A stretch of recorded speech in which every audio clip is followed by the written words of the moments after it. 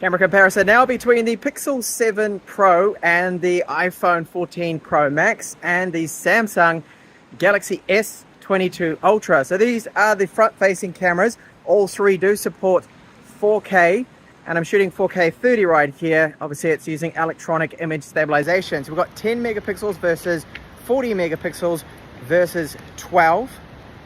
Swapping the audio sources over too. So let me know which one you think has the best microphone out of these three. And I just wanted to make it really clear that all three of these phones, I bought them myself. I'm not part of Team Pixel, I'm Team Nobody here. So it's just the stabilization, a short little jog.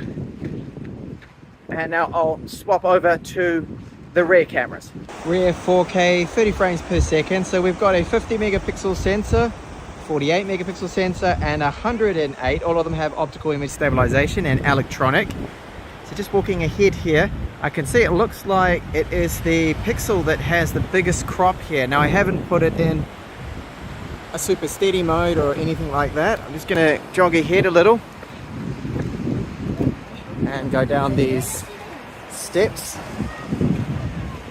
See which one has the steadiest footage here. Let me know in the comments which one do you think is the steadiest. It's hard to tell with me looking at the screens as I record, but it seems like it could actually be the Pixel 7 Pro here. It looks the steadiest. 4K 60 frames per second now, so it is looking very smooth across all three of them. But this is a great test of the stability. So what I'm going to do here is run down these stairs as fast as I can, and let me know which one you think here is the steadiest. I have now enabled the super steady mode, action mode, and then the action mode setting for stabilization with the Pixel. So this is basically like action camera style. And we're going to run up these stairs now. See which one is the steadiest.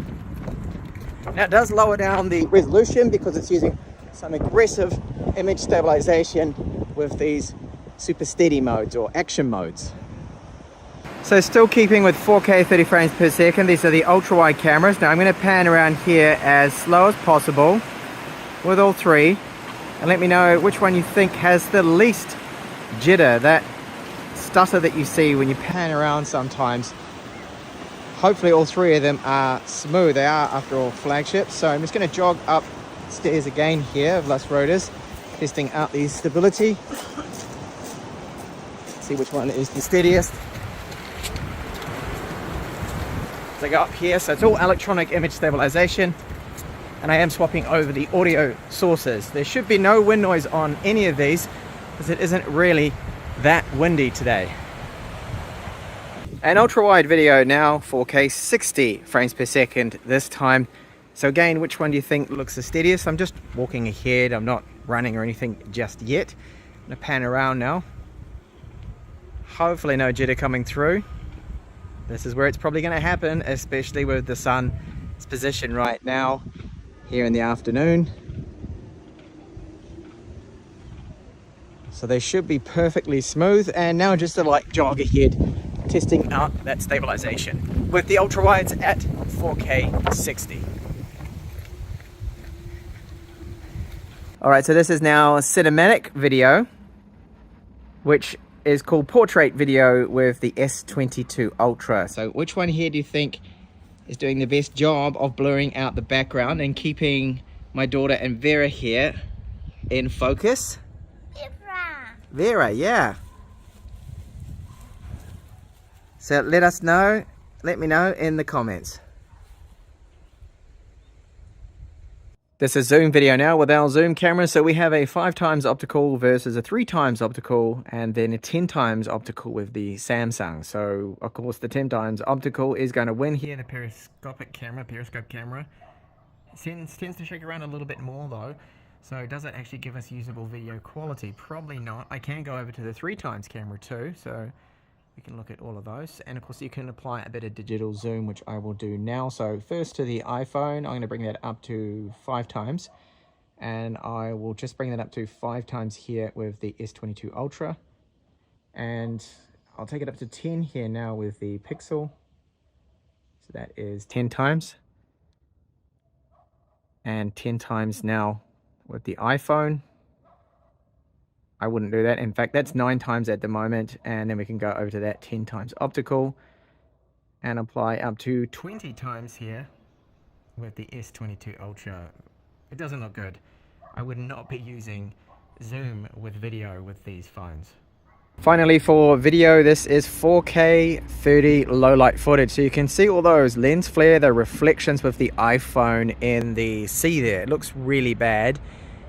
It's not that bad on the Pixel 7 Pro or the S22 Ultra, which I think has some sort of optical coating over it.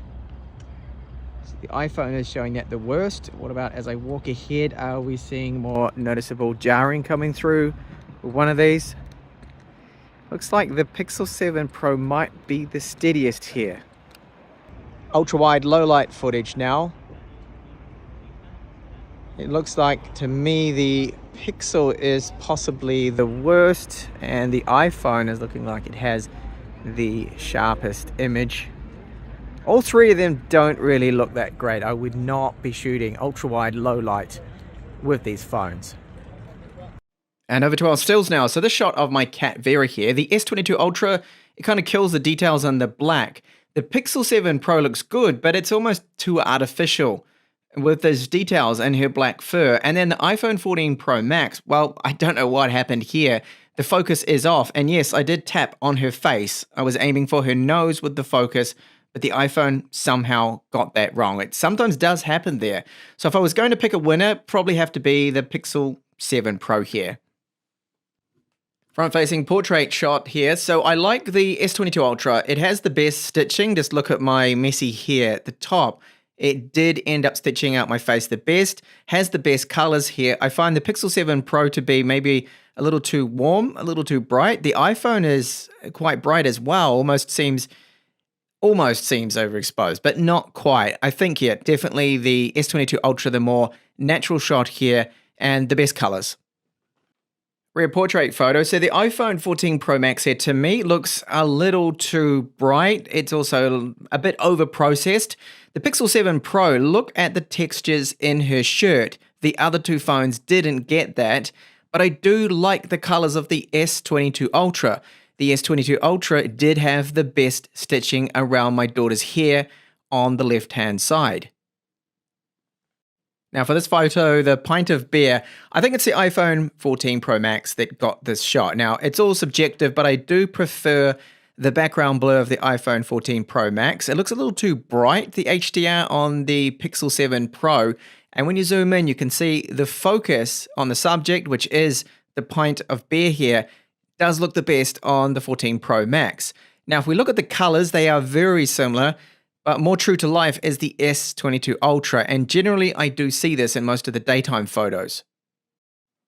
Now this is a difficult shot to get this color correct. Now it's not quite a pink, it's a little bit more of a darkish pink here. So the color I would say is more of what the iPhone 14 Pro Max is showing here, or the S22 Ultra. However, we get all the different shades of the flowers here with the Pixel 7 Pro best.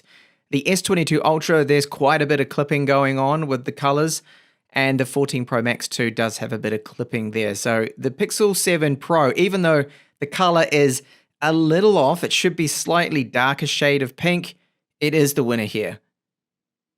Still with those main cameras, indoor shot here. Now look at the pillar in the background. It should be white. On the Pixel 7 Pro, it's got a bit of a bluish tint to it. And the details of these three birds here, I think looks the best on the iPhone 14 Pro Max, but there's a bit of maybe over sharpening going on there. The S22 Ultra, it gets the colors correct. I like the way the shot looks. The colors in the back of the wall look a little bit better, and the shadows, it's more natural. So the S22 Ultra for me gets the win, but I know a lot of people would probably actually like maybe the iPhone 14 Pro Max shot here being just a little brighter. Another good high dynamic range test. So HDR with the Pixel 7 Pro is very good, and with the iPhone Pro Max, but it's actually a little brighter, both of those shots, than what it really was.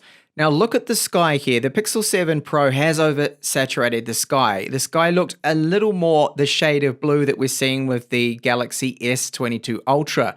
And the shadows, yes, they are the darkest on the S22 Ultra, but it was really a little bit more like what the iPhone 14 Pro Max is showing. So I think It's probably the Pro Max here, but it doesn't quite have the colors. The colors are the best on the S22 Ultra. So a bit of a draw across all three. None of them actually nails this shot as I saw it. Zoom cameras. So the S22 Ultra has, yes, the, of course, periscope camera with its 10 times optical zoom versus a 3 times optical with the iPhone 14 Pro Max and then the Pixel 7 Pro with a 3 times zoom. Now, I think the Pixel's got a lot of detail there that I do like the look of its shot, where it starts to get a little bit washed out, not quite as detailed with the S22 Ultra. However, yes, it is a little bit closer there. So I think for zoom shots, S22 Ultra, but the Pixel 7 Pro does do very well. This is a hard one, the ultra-wide cameras. Now you can see that two of them are almost the same when it comes to the colors. That is the Pixel 7 Pro and the S22 Ultra. The iPhone 14 Pro Max, I don't know what's going on here. The sky was not that blue. It's just a little too oversaturated here. Now look at the details with the S22 Ultra. In fact, all three of them are very detailed, really good dynamic range. It is down to, well, personal preference here on what you prefer, but I'm going to select the one that looked like the scene when I was there, when I took the photo, which was the S22 Ultra. So that gets a win here for the ultra-wide. In this ultra-wide shot, you can see that the S22 Ultra has the widest field of view, but it does have a little bit of lens distortion to it more than the other two. Now, if I zoom in, take a look at the building here. You can see that it looks a little bit bluish on the S22 Ultra. Now, that should be, of course, white. So it is the iPhone 14 Pro Max this time around that did get the white balance right. Now, it seems to capture a little bit more detail. It handles the sun differently, the rays there, but it's not bad. We don't really get too much lens flare or anything like that coming through. There's a little more on the Pixel 7 Pro, and it even captured that seagull there better than the S22 Ultra. I know it's the timing, but I think overall it is the iPhone 14 Pro Max that has won this particular ultra-wide shot. So they are trading blows here. Night shots now. So when you take a look at this, they all look very similar, but the S22 Ultra gets the colors down more true to life here. Look at the sky. The sky was black. There were no clouds in the sky. Best captured on the S22 Ultra. And then the Pixel 7 Pro does the best job of getting the details and exposing everything inside the kiosk in the store here. The iPhone 14 Pro Max, to me, is just a little too noisy, a little bit over sharpened. It is number 3 out of these. So if I have to rate them, S22 Ultra, I think just first, very close second, is the 7 Pro, but it captures, yeah, the insides of that store really well there. So with this scene here, it should look orange. The colors are the best on the S22 Ultra. Close second for colors would be the iPhone 14 Pro Max. But when you zoom in, take a look at the details on the Pixel 7 Pro and then the 14 Pro Max. This is where the S22 Ultra is looking a little blurry, a little bit washed out. So I think it's, for details, definitely the Pixel 7 Pro, and the iPhone 14 Pro Max isn't bad, but the street light has a bit of a lens flare to it. So overall, it's very close, but for me, it is the Pixel 7 Pro with this shot. Now the difficult shot. So I like the way the S22 Ultra captured the sky. It looked like this. It's black, it should be dark. The 14 Pro Max, there's a bit of noise to it, and the 7 Pro, it's making the sky look a little artificial. Now the colors, all right, more true to life. S22 Ultra yet again with the colors. The color of the hotel has a bit of an orange tint to it on the right-hand side, which it does show. But I don't think it's overall the best shot here when you look at the subject, which is the hotel that I'm taking the photo of. So with the details, with the way the signs are captured, it's either the 14 Pro Max or the 7 Pro. It's very difficult to choose between those ones. I think overall, probably the iPhone 14 Pro Max, and a close second, the Pixel 7 Pro. So again, trading blows with the low light here. Yikes. Ultra wides and low light with all three of them are terrible. And I think maybe the noisiest is the Pixel 7 Pro here. The S22 Ultra has quite a bit of blur, and the 14 Pro Max is also bad. So there's no real clear winner here. All three of them are terrible. Don't really take low light photos with the ultra wide unless you have a tripod. Finally, the last low light shot. So this particular shot, the sign comes out the best. It was that red on the Pixel 7 Pro. It also had that orangey, more warmish tint to it. So it got the colors more correct here on the 7 Pro, and look at the details where the people are eating, the people there. It did capture this scene the best out of all three. Okay, so to recap my findings, I do find that the video stability was most of the time the best on the Pixel 7 Pro. But for the actual video quality, the less dropped frames, the less judder when you pan around, I think it was the iPhone 14 Pro Max, tend to capture better details and overall just look the best in terms of especially rare video quality. For audio quality, it's between the S22 Ultra and I think the iPhone 14 Pro Max.